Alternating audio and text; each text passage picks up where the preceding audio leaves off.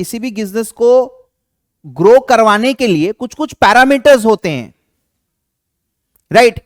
अगर मैं आपसे पूछूं कि ये कंपनी का परफॉर्मेंस कैसा है, आप इस कंपनी का profit and loss account, balance sheet आपने स्टडी किया है, आप बोल रहे कंपनी अच्छा परफॉर्म कर रही है। It is not only numbers, it is beyond that. सबसे पहला आता है लर्निंग, ट्रेनिंग, एफिशिएंसी। दूसरे नंबर पे आता है इंटरनल प्रोसेस। आज मैं मानता हूं हर इंसान को हर दिन कुछ ना कुछ सीखना चाहिए। Every day is a learning process for us also.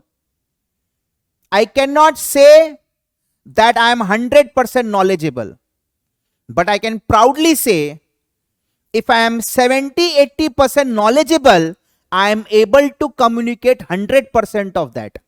That makes me a good teacher. Teacher कितना ज्ञानी है उससे फर्क नहीं पड़ता, टीचर किस तरीके से कम्युनिकेट कर सकता अपने बच्चों से, वो इंपॉर्टेंट होता है। तो अगर मैं लर्नेड ही नहीं रहूंगा, अगर मेरा ट्रेनिंग ही नहीं रहेगा, अगर मैं अपने काम में एफिशिएंट ही नहीं रहूंगा, कहां से मैं डिलीवर करूंगा?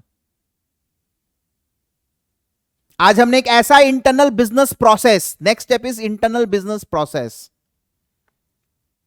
The promises which I have made, right? Service में कैसा प्रोवाइड कर रहा हूं, प्रोडक्शन मेरा कैसा है, this is number 2। Number 3 is customer satisfaction. जितनी भी फ्लाइट्स की कंपनीज हैं, राइट, जब आप फ्लाइट में उड़ान भरते हैं 5-10 मिनट भी लेट होता है ना, तो they are just trying to cover up.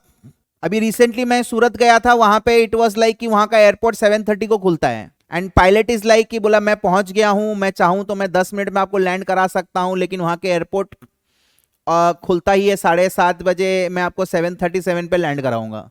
Runway में प्लेन्स का लाइन लगा हुआ है, बात कर रहे हैं, हमको इन्फॉर्म कर रहे थे कि हम लोग ऑन टाइम पे हैं, बट एयर ट्रैफिक के कारण हम लोग को टेक ऑफ 10 मिनट बाद करना पड़ेगा। Gates are close, everything, flight is ready to fly. Customer satisfy होगा, कैसे सेटिस्फाई होगा कस्टमर? सर आपका लर्निंग अच्छा है, ट्रेनिंग अच्छा है, एफिशिएंट अच्छा है, जिसके कारण आपका सर्विस अच्छा आएगा ऑटोमेटिकली। इंटरनल बिजनेस प्रोसेस आपका अच्छा है, अच्छा सर्विस अगर अच्छा आएगा तो क्वालिटी है, क्वालिटी होने से कस्टमर सेटिस्फाई होगा, and once customers are satisfied, automatic आपका रिपीटेड ऑर्डर्स जनरेट होगा, and thereby your sales figure will improve, and thereby your profits will also improve. This is a very small concept which we have talked about, balance scorecard बोलते हैं इसको। It is not only the financial scorecard, there are some non-financial parameters which needs to be seen. Let us go back, never think from profit point of view. हम कभी नहीं सोचते profit.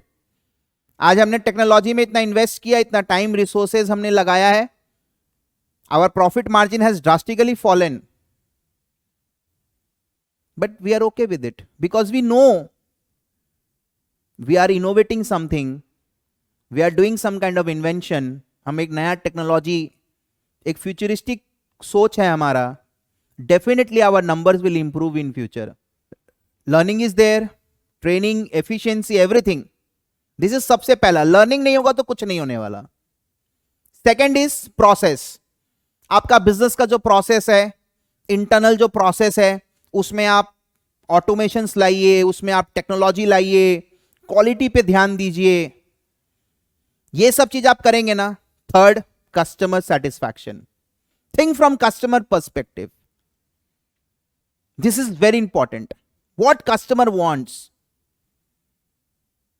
अब customers अगर satisfied होंगे, चौथा, financial numbers will improve. 110% it will improve. So this is how you can run your organization. एक organization को चलाने के लिए these are the certain parameters that you need to look for.